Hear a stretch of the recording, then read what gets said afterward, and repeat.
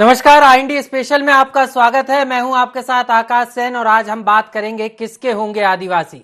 जी हां, जिस तरीके से मध्य प्रदेश में ओबीसी आरक्षण के बाद अब आदिवासियों को साधने के लिए बीजेपी और कांग्रेस जुट गई हैं। अगर हम खास बात देखें तो जिस तरीके से आज जो है कांग्रेस आदिवासियों को साधने के लिए बड़वानी से पीसीसी चीफ कमलनाथ अपनी जन अधिकार यात्रा की शुरुआत करने वाले हैं, तो वहीं अगर हम बीजेपी की बात करें तो बीजेपी भी इसमें पीछे नहीं है। बीजेपी की नजरें भी जो है आदिवासियों पर हैं और यही कारण है कि 18 तारीख को केंद्रीय गृह मंत्री और पूर्व राष्ट्रीय अध्यक्ष बीजेपी के अमित शाह मध्य प्रदेश के दौरे पर आ रहे हैं। वो जबलपुर से जो है अपने कार्यक्रम का आगाज करेंगे और आदिवासियों को यहां पर सौगात भी देंगे। और कुल मिलाकर अगर हम देखें तो इसको लेकर दोनों ही दलों ने अपनी अपनी तैयारी की है। हमने ओबीसी आरक्षण को लेकर भी जो है मध्य प्रदेश में सियासत होते देखा, इसको लेकर श्रेय की राजनीति होते देखा और अब एक बार फिर से आदिवासियों को साधने की कवायद में दोनों ही राजनीतिक पार्टियां मध्य प्रदेश की जुट गई हैं। खासतौर पर अगर हम बात करें तो बाई इलेक्शन भी मध्य प्रदेश में होना है और 4 सीटों पर बाई इलेक्शन होंगे। खंडवा लोकसभा सीट और 3 विधानसभा सीटों पर बाई इलेक्शन हो रहा है। उसमें से अगर 2 सीटों की बात करें, जोबट और खंडवा, यहां पर भी आदिवासी जो लोग हैं, जो आदिवासी मतदाता हैं, उनका अच्छा खासा निर्णायक भूमिका में वो रहते हैं और यही कारण है कि बाई इलेक्शन के पहले दोनों ही दल आदिवासियों को साधने में जुटे हुए हैं। क्या कुछ कहना है बीजेपी का और कांग्रेस का, आपको सुनाएंगे। सबसे पहले कांग्रेस की जन अधिकार यात्रा पर बीजेपी प्रदेशाध्यक्ष ने क्या कुछ कहा, आइए सुनाते हैं। 15 महीने उन्होंने जो किया है वो इस समाज के, देश के हर वर्ग ने देखा है, हर प्रकार से उनको पहचाना है। और आप कह रहे हो, अब नाटक कर रहे हो, अधिकार यात्रा निकालेंगे और ये करेंगे और वो करेंगे। अधिकार देने का काम तो भारतीय जनता पार्टी की सरकार ने किया है। कांग्रेस केवल ये इस प्रकार के नाटक और इस प्रकार के झूठ और छल कपट की राजनीति से जनता बिल्कुल ऊब चुकी है। जनता आपको पहचान चुकी है, जनता ने आपको हिसाब किताब भी किया है। इसलिए आपके इस प्रकार के नाटक करने से अनुसूचित जाति, जनजाति, ओबीसी, हर समाज वर्ग, मुझे तो लगता है कि अल्पसंख्यक भी पहचान गए इनको। अब कुल मिलाकर देखें तो आदिवासियों को साधने की कवायद है और बीजेपी के प्रदेशाध्यक्ष जिस तरीके से कह रहे थे कि कांग्रेस ने धोखा किया है सभी वर्गों के साथ और यही कारण रहा कि 15 महीने में ही कांग्रेस की सरकार गिर गई। और इसी पर आज हम चर्चा करेंगे। जिस तरीके से आदिवासी जन अधिकार यात्रा बड़वानी में इसका आगाज जो है पीसीसी चीफ कमलनाथ ने किया है, उसके बाद क्यों जो है मध्य प्रदेश की सियासत में आरोप प्रत्यारोप का दौर शुरू हो गया है, इसी को लेकर हमारे भोपाल ब्यूरो चीफ संदीप मिश्रा हमारे साथ लाइव जुड़ गए। सीधे उनके पास चलेंगे। संदीप जी, जिस तरीके से आदिवासियों पर दोनों ही दलों की नजर है और खासतौर पर अगर हम बात करें कांग्रेस, तो कांग्रेस एक बार फिर से यहां पर एक्शन में नजर आ रही है। बिल्कुल एक्शन पर कांग्रेस पार्टी है। और देखिए, अगर सही मायने में कहा जाए तो कांग्रेस पार्टी की तरफ से या तत्कालीन कमलनाथ सरकार की ओर से भी कांग्रेस आदिवासियों के लिए बहुत कुछ किया जाता रहा है। जब तत्कालीन कमलनाथ सरकार थी, आपको याद होगा क्योंकि आपने लंबे अरसे तक कांग्रेस की बीट देखी है, तो उस समय पर पीसीसी चीफ कमलनाथ ने बहुत सारी योजनाएं भी आदिवासियों के लिए संचालित की थी। लेकिन उसके बाद जब सरकार बदली, प्रदेश में सत्ता परिवर्तन हुआ, तो कहीं ना कहीं कुछ आदिवासियों की जो योजनाएं थी उनमें पूर्ण रूप से तो नहीं, लेकिन कुछ योजनाओं पर विराम लगा और उन सब चीजों को फायदा उठाना चाहती है अब भारतीय यहां पर कांग्रेस पार्टी एक बार फिर से। और उसी सब चीजों को देखते हुए यहां पर पीसीसी चीफ कमलनाथ के नेतृत्व में जन अधिकार यात्रा का आयोजन किया जा रहा है, जो आदिवासी बाहुल्य क्षेत्रों में जाएगी। यानी कि कांग्रेस की क्या नीतियां हैं, क्या रणनीति है, इन सब चीजों के बारे में बताएगी। वो क्या कांग्रेस उनके हित के लिए क्या चीजें कर रही है, क्या योजनाएं हैं कांग्रेस के पास, ये बताने की कोशिश रहेगी यहां पर। तो अलग अलग तरह से कांग्रेस बहुत कुछ करने जा रही है यहां पर। जी बिल्कुल। लेकिन अगर बीजेपी की बात करें संदीप, तो बीजेपी भी पीछे नहीं है। जिस तरीके से बीजेपी प्रदेशाध्यक्ष को हमने सुना, सीधे तौर पर कांग्रेस पर तमाम आरोप लगा रहे थे। लेकिन 18 तारीख को एक बड़ा कार्यक्रम जबलपुर में भी होने वाला है। यहां पर आदिवासियों को सौगात भी दे सकते हैं केंद्रीय गृह मंत्री अमित शाह, खुद जो है मध्य प्रदेश के दौरे पर आ रहे हैं। इसके अलावा अगर हम बात करें तो बाई इलेक्शन को लेकर भी सरगर्मियां तेज हैं। बिल्कुल, देखिए सब कुछ अब अगर अभी हम देखें तो यहाँ पर अगर हम कोई भी सियासी हलचल देखते हैं तो उसका कहीं न कहीं रास्ता बाई इलेक्शन पर ही जाता है, क्योंकि 3 विधानसभा 1 लोकसभा सीट इनको अभी फिलहाल जिस तरह से सेमीफाइनल के रूप में देखा जा रहा है, क्योंकि यहाँ से प्रतिष्ठा का सवाल है, यहीं से कहीं न कहीं एक पूरे प्रदेश को मैसेज जाएगा 2023 के लिए कि आखिर राजनीति का हवा किधर है, रुख किधर है। तो ये चीजें भाजपा हो या कांग्रेस, दोनों ही जनता के बीच में मैसेज देना चाहती हैं। जिसकी सीटें ज्यादा आएंगी यहाँ पर कुल 4 में 3 विधानसभा 1 लोकसभा में, वो कहीं ना कहीं यहाँ पर सफल होगा बताने में कि हमारे पास इस समय पर हमारी पक्ष में जनता का समर्थन है। तो इन सब चीजों का एक माहौल क्रिएट होता है और यही चीजें करने की कोशिश कर रही है यहाँ पर भारतीय जनता पार्टी भी। जबलपुर में केंद्रीय मंत्री अमित शाह को आमंत्रित किया गया है, उनकी एक बड़ी जनसभा आयोजित होगी जिसमें बड़ी संख्या में आदिवासियों को भी आमंत्रित किया गया है और ये उम्मीद की जा रही है कि यहाँ पर आदिवासियों के लिए बड़ी घोषणाएं हो सकती हैं, बहुत कुछ यहाँ पर देखने को मिल सकता है। तो बहुत आने वाले समय में जो है तो कहीं न कहीं अब क्योंकि ओबीसी का जो रास्ता था वो साफ हो चुका है, आरक्षण का जो था फिलहाल तो न्यायालय में चल रहा है लेकिन आरक्षण सरकार ने लागू कर दिया। अब यहाँ पर आदिवासियों के लिए बहुत कुछ। जी बिल्कुल संदीप, मैं आपको रोकना चाहूंगा, आप बने रहिएगा हमारे साथ खास मेहमान भी जुड़ चुके हैं, विजय लक्ष्मी साधो जी हमारे साथ हैं, इसके अलावा बीजेपी के जो विधायक हैं राम दांगोरे वो भी हमारे साथ जुड़ गए। सीधे मैं जो है विजय लक्ष्मी साधो जी के पास चलूंगा। साधो जी, स्वागत है आपका IND 24 में। लगता है तकनीकी कारणों के चलते साधो जी से संपर्क नहीं हो पा रहा है। वरिष्ठ पत्रकार के पास हम चलेंगे, प्रकाश हिंदुस्तानी जी हमारे साथ जुड़ रहे हैं। प्रकाश हिंदुस्तानी जी से भी जानेंगे कि किस तरीके से जो है मध्य प्रदेश में आदिवासियों को लेकर जो तमाम चीजें चल रही हैं और जिस तरीके से आदिवासी वोट बैंक की याद अब जो है कांग्रेस और बीजेपी दोनों को सता रही है। और खास तौर पर अगर हम बात करें तो जिस तरीके से मध्य प्रदेश में आदिवासियों को लेकर जो सियासत देखने को मिल रही है उसको लेकर किसके होंगे आदिवासी, सीधे प्रकाश हिंदुस्तानी जी के पास चलूंगा। सर, जिस तरीके से मध्य प्रदेश में एक बार फिर से आदिवासियों को साधने की कवायद में राजनीतिक दल जुड़ गए। जी हाँ आकाश जी, जब चुनाव आते हैं तब तब आदिवासियों की याद तमाम पार्टियों को आती है और अब चुनाव सन्निकट है, पास से चुनाव है तो सबको आदिवासियों की याद आ रही है।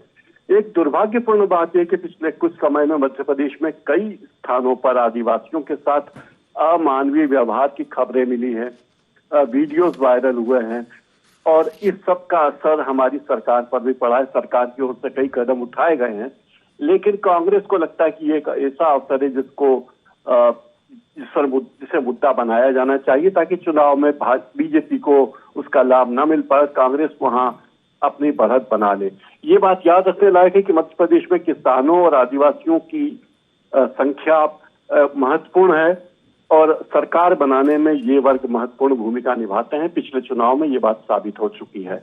आकाश जी बिल्कुल सर, आप बने रहिए मेरे साथ। हमारे साथ पूर्व मंत्री विजय लक्ष्मी साधो जी भी जुड़ गई हैं। स्वागत है साधो जी आपका IND 24 में। जी जी नमस्कार। साधो जी, आज से जो है जन अधिकार यात्रा की शुरुआत कांग्रेस ने कर दी है बड़वानी से, आप वहीं मौजूद हैं, क्या लग रहा है मैम, आदिवासियों के अधिकारियों की यात्रा निकालना पड़ रही है कांग्रेस को?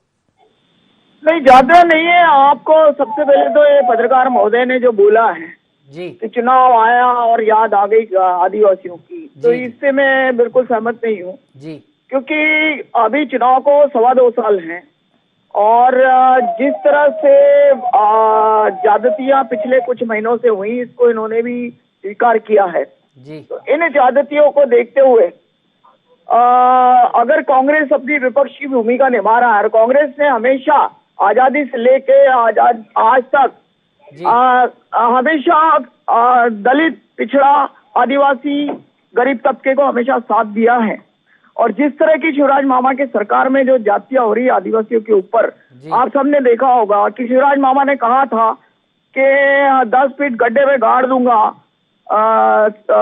गुंडा तत्वों को, प्रदेश छोड़ के चले जाएं। तो हम तो 10 फीट का गड्ढा ढूंढ रहे किधर है, वो गड्ढे में तो नहीं गाड़ पाए लेकिन उन्होंने जो है आदिवासी बच्चियां, 3 आदिवासी बच्चियां जो नाबालिग थी, जिनके शरीर पे कपड़े नहीं थे, उनको जरूर 10 फीट गड्ढे में गाड़ दिया और उसके परिवार को 5 लोगों को गड्ढे में गाड़ दिया, 1.25 क्विंटल तो नमक। तो मैम और अब किस तरीके नहीं, से सुनिए मेरी बात पूरी जी, सुन लीजिए। जी जी जी। तो जरूर गड्ढे में गाड़ दिया। और ये जो आरोप और आक्षेप आदरणीय पत्रकार महोदय ने लगाया है, जी जी, ये बिल्कुल सहमत नहीं हूँ। हमेशा कांग्रेस आदिवासी दलित के साथ में नहीं है।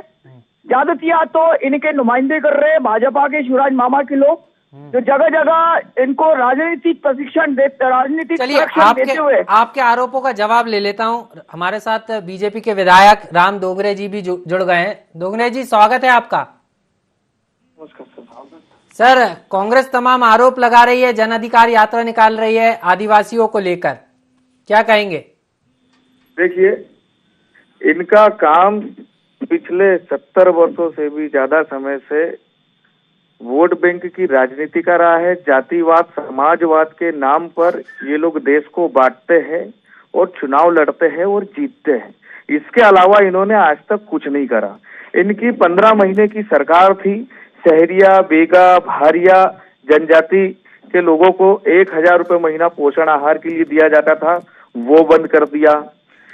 इन्होंने भगवान बिरसा मुंडा, शंकर शाह, रघुनाथ शाह, वीरांगना दुर्गावती जी का इनका उनसे कोई लेना देना नहीं है। आज तक इन्होंने उनकी बात नहीं करी। इन्होंने आदिवासियों के, गरीबों के झोपड़ों तक बिजली का एक लट्टू नहीं पहुंचाया।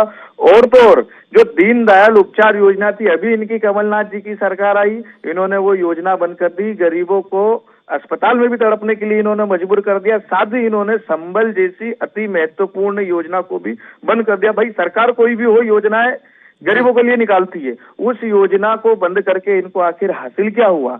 इन्होंने जो है किसी आदिवासी के घर में एक गैस सिलेंडर तक नहीं पहुंचाया। आज भी जो है हमारी सरकार आई है तो गरीबों के घर में, आदिवासियों के घर में गैस सिलेंडर पहुंचा। इनकी जब सरकार आई थी तो इन्होंने कहा था हम 4 किलो हर महीने डाल देंगे आदिवासियों को। इनसे पूछो जरा मैडम से कि इन्होंने कितनों के घरों में 4 किलो दाल पहुंचाई है। इन्होंने पंच परमेश्वर योजना क्यों बंद कराई? इन्होंने मेधावी विद्यार्थियों को लैपटॉप देना क्यों बंद करे? 8 लाख आवास मध्य प्रदेश के लिए केंद्र सरकार ने जारी किए थे, इसमें से 2 लाख आवास कमलनाथ ने क्यों वापस कर दिए? भाई, हमारे राज्य में क्या गरीब लोग नहीं है? इनको वापस करने का क्या कारण था? वो आदिवासी परिवारों को जाने वाले आवास थे। वो स्वयं सहायता समूहों को इन्होंने कहा कि हम तुम्हारा कर्जा माफ करेंगे। किसी एक स्वयं सहायता समूह का अगर इन्होंने कर्जा माफ किया हो तो ये मैडम मुझे अभी मंच पे से बता दे कि भैया इसका हमने कर्जा माफ किया है। आदिवासी क्षेत्रों में जो वृद्ध लोग, का सवाल दांगोरे जी यही है कि फिर बीजेपी भी क्योंकि इस तरीके का आयोजन करने जा रही है, बीजेपी भी सीधे तौर पर अगर हम देखें तो खंडवा में बाई इलेक्शन होना है, रेगांव में होना है, जोबट सीट पर विधानसभा इलेक्शन होना है बाई इलेक्शन, तो यहाँ पर आदिवासी वोट जो है निर्णायक भूमिका में रहते हैं और यही कारण है कि यहाँ पर भी जो है एक विशेष कार्यक्रम बीजेपी चलाने जा रही है। तो बीजेपी को भी तो याद आ रही है आदिवासियों की। अरे हम लोग तो पहले से ही काम कर रहे हैं। सबसे ज्यादा आदिवासियों के लिए योजनाएं अगर कोई सी सरकार ने निकाली है तो वो सिर्फ और सिर्फ भारतीय जनता पार्टी की सरकार ने निकाली है। इनके कार्यकाल में ये स्थिति थी कि आदिवासियों के गांव में जाने के लिए एम्बुलेंस भी बारिश के मौसम में जा नहीं पाती थी। अटल बिहारी वाजपेयी जी ने प्रधानमंत्री सड़क योजना निकाली और आज सरपट दौड़ करके उन आदिवासियों के परिवारों तक कोई बीमार होता है, कोई डिलीवरी का केस होता है, कोई एक्सीडेंटल घटना हो जाती है तो एम्बुलेंस भी जाती है और एम्बुलेंस में बैठ करके डॉक्टर भी फ्री में जाता है और उनको लेकर के आता है। इन्होंने आदिवासियों के नाम पे सिर्फ पाखंड किया है। चलिए आपके आरोपों का जवाब ले लेता हूं सर। विजय लक्ष्मी साधो जी हमारे साथ लगातार बनी हुई है, पूर्व मंत्री हैं, सीनियर कांग्रेस की विधायक हैं, तमाम आरोप लगा रहे हैं विजय लक्ष्मी साधो जी, बीजेपी के विधायक जी। अरे सब तो बंद कर दिया इन्होंने। जो कमलनाथ जी ने आदिवासी उत्सव की जो घोषणा की, जो छुट्टी घोषित की थी, उन्होंने उसी दिन आउट किया सत्र को ताकि लोग जाए नहीं। ये तो संयुक्त राष्ट्र संघ ने वर्ल्ड में आदिवासी दिवस घोषित किया है। उसके बाद जो कमलनाथ जी ने 25,000 रुपए बर्तन देने का आदिवासी मजरेटोला में वो बंद कर दिया। फिर उसके बाद जो है इन्होंने 50 लाख रुपया बच्चा पैदा होते तब कमलनाथ जी ने चालू किया था। मृत्यु हो जाती तो 1 क्विंटल अनाज देने की चालू की थी। फिर मनाधिकार जो पट्टों का वितरण किसने किया? आदरणीय जब भूरिया जी थे वहां पर मंत्री, उनके द्वारा शुरू किया गया। तो आदिवासी योजनाएं किसने लागू की? ये सब इनसे पूछो ना। ये तो जो कांग्रेस ने किया उसे बेचने का काम कर रहे हैं, इसके अलावा कुछ काम नहीं इनका। सिर्फ बेचने का काम कर रहे हैं। रेलवे बेच दी, हवाई अड्डे बेच दिए। एक चीज और समझना चाहूंगा साधु जी आपसे, एक चीज और समझना चाहूंगा। कांग्रेस आदिवासी हितैषी है, मान लेते हैं, लेकिन एक सवाल ये भी है, जयस जिस तरीके से लगातार आपके साथ में जयस जरूर है, लेकिन जयस जो है बाई इलेक्शन में भी जो है अपने उम्मीदवार उतारने की तैयारी में है। और खास तौर पर अगर हम खंडवा की बात करें या जोबट की बात करें तो यहाँ पर आदिवासी जो है निर्णायक भूमिका में है। तो क्या लग रहा है आपको, जयस आपके साथ रहेगा? क्योंकि जयस से पिछली बार 2018 में भी हमने देखा था कि जयस जो है कांग्रेस के साथ आया था और कांग्रेस को कहीं ना कहीं दोबारा से जो खोया हुआ जनाधार था कांग्रेस का आदिवासी वोटों का, वो मिला था। तो कैसे देख रहे हैं आप? 101% हम लोकसभा भी जीतेंगे और विधानसभा भी जीतेंगे। ये मुगालते भूल जाए। प्रदेश की जनता इनके झूठों की बातें समझ गई है, इसीलिए ये आशीर्वाद यात्राएं निकाल रहे हैं। प्रदेश की जनता ने मन बना लिया है कि इन झूठों को, इन जुमलेबाजों को निकाल के बाहर फेंकना है ना। इसलिए ये भारी नौटंकियां कर रहे हैं और ये नौटंकीबाज न तो इनके आजादी की लड़ाई में इनका योगदान है, ना आजादी के नव निर्माण में इनका योगदान है। चलिए मैडम, आपके आरोपों के जवाब भी ले लेता हूं, मैं समझ लेता हूं। वरिष्ठ पत्रकार हमारे साथ बने हुए हैं, आप भी बने रहिएगा। प्रकाश जी, जिस तरीके से सियासत देखी जा रही है, आदिवासी वोट बैंक को साधने की कवायद है, दोनों ही पार्टियां एक दूसरे पर आरोप प्रत्यारोप लगा रही हैं, लेकिन बड़ा सवाल यही है कि किसके होंगे आदिवासी? आदिवासी उनका विश्वास जो पार्टी जीत लेगी उसके होंगे। ये कहना तो बड़ा मुश्किल है कि वो किस पार्टी के पक्ष में जाएंगे, लेकिन एक बात तय है कि आदिवासियों में जागृति का स्तर काफी अच्छा हो गया है। पहले जो आदिवासी या दलित एक मत होकर वोट दे देते थे अपने नेताओं के कहने पर, अब ऐसा नहीं है। वे देखते हैं कि उनके हितैषी कौन है, तो अब उतना आसान नहीं रहा और इसीलिए पार्टियों के लिए कठिन हो गया है कि किसी भी तरह इस बड़े वर्ग, इस बड़े समुदाय को अपने पक्ष में करना।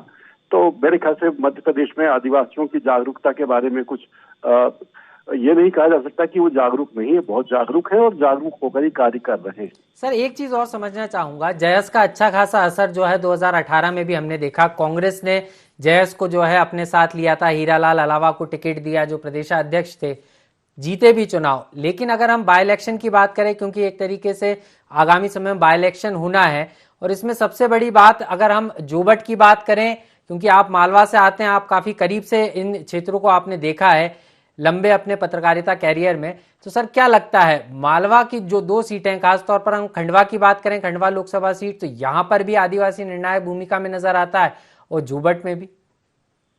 जी हाँ, यहाँ है ही, क्योंकि इनकी संख्या काफी है मतदाताओं की। और जहाँ तक जयस की बात है, जयस ने आदिवासियों के मुद्दे को जिस पुरजोर तरीके से उठाया है और हर मंच पर उठाया है, चाहे विधानसभा हो चाहे सोशल मीडिया हो, हर मंच पर उन्होंने उठाया है, उसका असर देखने को मिलता है। और युवा वर्ग बड़ी संख्या में इन जयस के कार्यकर्ताओं के साथ जुड़े हुए हैं, तो ये क्रेडिट तो उन्हें जाता ही है कि वे चुनाव में महत्वपूर्ण भूमिका निभाएंगे। अगले उपचुनाव में जो भी हो, खासकर जोबट और खंडवा में तो जयस के समर्थक ही तय करेंगे, आदिवासी वोट ही तय करेंगे कि कौन जीतेगा। सर, एक चीज और समझना चाहूंगा, जयस कह रहा है कि दोनों जगह से ही हम अपने पार्टी के उम्मीदवार उतारेंगे, तो ऐसे में कांग्रेस के लिए यहाँ पर बड़ी चुनौती होगी? हो सकता है कांग्रेस जयस के साथ हाथ मिला ले, क्योंकि जयस की नीतियां भी लगभग वही है जो कांग्रेस की नीतियां हैं। पिछले विधानसभा चुनाव में जयस के उम्मीदवार ही खड़े हुए थे कांग्रेस के चुनाव चिन्ह पर। तो कहा जा सकता है कि जयस और कांग्रेस एक ही सिक्के के 2 पहलू हैं, और जिस तरह दोनों मिलजुल कर काम कर रहे हैं। पिछली बार ये बात और है कि जयस के डॉक्टर हीरालाल अलावा जहां से टिकट चाहते थे वहां उन्हें टिकट नहीं मिला, लेकिन वे जीते और उनका प्रभाव उस क्षेत्र में मुझे देखने को मिला। जब मैं वहां गया तो मुझे लगा कि काफी अच्छा प्रभाव है। यही हाल जोबट का भी कहा जा सकता है। जोबट में भी जो युवा कांग्रेस के नेता हैं और जयस के नेता हैं, वे कदम से कदम मिलाकर चल रही है। अगर कांग्रेस जयस से समझौता कर ले या जयस के उम्मीदवारों को ही कांग्रेस के चुनाव चिन्ह पर टिकट दे दे, तो कांग्रेस की राह आसान हो जाएगी। जी बिल्कुल सर, कांग्रेस की राह आसान हो सकती है अगर जयस का साथ मिल गया। हमारे साथ बीजेपी विधायक राम दांगोरे जी भी लगातार बने हुए हैं। दांगोरे जी, आपसे समझना चाहूंगा, बीजेपी के लिए बड़ी चुनौती है, क्योंकि जिस तरीके से खंडवा और जोबट की हम बात कर रहे हैं और आदिवासियों पर नजर है, तो किस तरीके से अगर जयस और कांग्रेस साथ में आ जाते हैं तो बड़ी चुनौती है आपके लिए? जी, मैं बताना चाहूंगा, सबसे पहले तो मैडम ने 9 अगस्त के बारे में बताया जी कि विधानसभा इन्होंने नहीं चलने दी, तो मैं बता दूं कि विधानसभा आपने स्थगित कराई थी 9 अगस्त के नाम पर, और कई दिग्वंत आत्माओं को उसमें श्रद्धांजलि दी जाना चाहिए थी, जिसमें से आदिवासी नेता भी शामिल थे। कांग्रेस ने अपने ही आदिवासी नेताओं तक को उस दिन श्रद्धांजलि नहीं देने थी। और ये मूल निवासी का जो कंसेप्ट कांग्रेस चला करके आदिवासी वोट बैंक को आकर्षित करने की राजनीति कर रही है, तो मूल निवासी का अगर सवाल है तो सबसे पहले तो ये अपनी अध्यक्ष सोनिया गांधी को इस देश से बाहर भेजना चाहिए, क्योंकि वो तो इस देश की नागरिक ही नहीं है। तो फिर बाकी को बाहर भेजने का सवाल बाद में उठाया जाएगा। दूसरा, जयेश और कांग्रेस की बात रही तो ये दोनों एक ही सिक्के के पहलू हैं। ये सब मिल करके काम करते हैं। जयेश को निर्दलीय इलेक्शन लड़ना हो तो करे ना तैयारी, बाई इलेक्शन में खड़ी हो और 2023 के चुनाव में खड़ी हो, अगर ये एक नहीं है तो अपनी स्वच्छता दर्शा। ये हम तिलक नहीं लगाएंगे, हम हिंदू नहीं हैं, हम जो है आरएसएस के खिलाफ है, हम बीजेपी के खिलाफ है, हम पूजा नहीं करते, सर, एक हम चीज जय श्री समझना राम नहीं चाहूंगा, आप करेंगे। चुनौती मान रहे हैं क्या जयेश को? चुनौती मान के चल रहे हैं क्या? कर रही है जी दांगोरे जी, हाँ। आप चुनौती मानते हैं कि नहीं? अगर कांग्रेस और जयेश साथ में आते हैं तो कोई चुनौती है क्या आपके लिए? चुनौती हमारे लिए तब भी नहीं थी जब इस देश में हमारे 2 सांसद थे, और चुनौती हमारे लिए आज भी नहीं है। हम पहले भी लड़े थे, हम आज भी लड़े हैं और आगे भी लड़ेंगे। जब हर हाल में हमको लड़ना ही है तो हम किसी चीज को चुनौती नहीं मानते, दमदारी से लड़ेंगे और आदिवासियों के बीच जाकर के काम करेंगे। और सबसे ज्यादा अगर किसी ने काम करा है आदिवासियों के लिए तो भारतीय जनता पार्टी की सरकार ने किया है। 18 तारीख को अमित शाह जी भी आ रहे हैं जबलपुर के दौरे पर, काफी सारी सौगातें दी जाने की बात की जा रही है, आदिवासियों को लेकर कार्यक्रम भी आयोजित किया गया। देखिए, भारतीय जनता पार्टी लक्ष्य अंत्योदय, प्रण अंत्योदय, पथ अंत्योदय के वाक्य के साथ में कार्य करती है।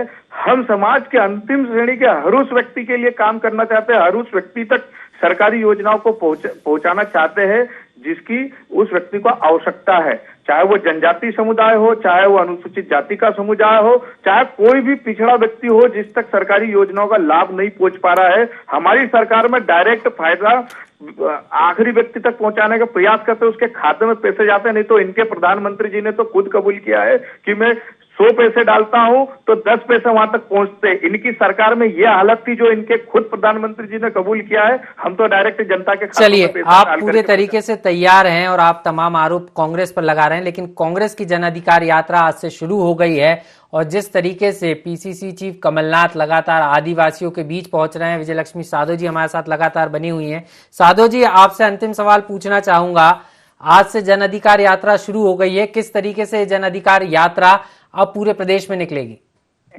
इसलिए जो झूठ की दुकान, अभी मेरी बात को झुठला दिया जी। मैंने ये बोला था कि 9 अगस्त को आदिवासी दिवस आदिवासी उत्सव के रूप में मनाते हैं जी। अब इन्होंने उसको टर्न डाउन कर दिया कि हमने सत्र नहीं चलना दिया।